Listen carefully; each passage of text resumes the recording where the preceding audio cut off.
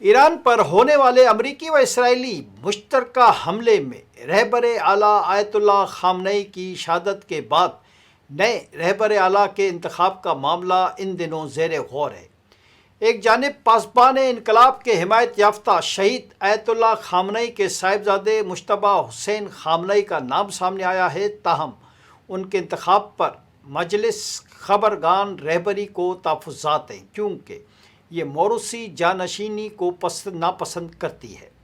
ایسے میں سابق صدر حسن روحانی کا نام دوبارہ زیر بحث ہے۔ 2013 سے 2021 تک ایران کے صدر رہنے والے حسن روحانی ایک مذہبی رہنما اور قانون میں ڈاکٹریٹ کی ڈگری رکھنے والے سیاستدان ہیں۔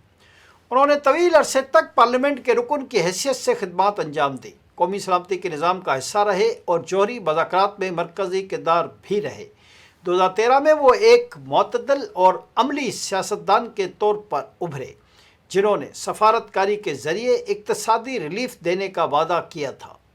حسن روحانی 1948 میں ایران کے صوبے سمنان کے شہر سرخا میں پیدا ہوئے۔ انہوں نے جوزہ کے مذہبی تعلیمی نظام میں تعلیم حاصل کی، بعد ازاں تہران یونیورسٹی سے قانون کی تعلیم حاصل کی اور 1990 میں گلاسکو کیلوڈین یونیورسٹی سے قانون میں پی ایچ ڈی کی ڈگری حاصل کی۔ ایرانی انقلاب کے بعد انہوں نے اپنی سیاسی زندگی بطور رکن پارلیمنٹ شروع کی۔ 1980 سے 2000 تک کے درمیان وہ مسلسل 5 مرتبہ مجلس ایران کے رکن منتخب ہوئے، جس سے انہیں عملی سیاست کا وسیع تجربہ اور اشرافیہ کے اندر مضبوط روابط حاصل ہوئے۔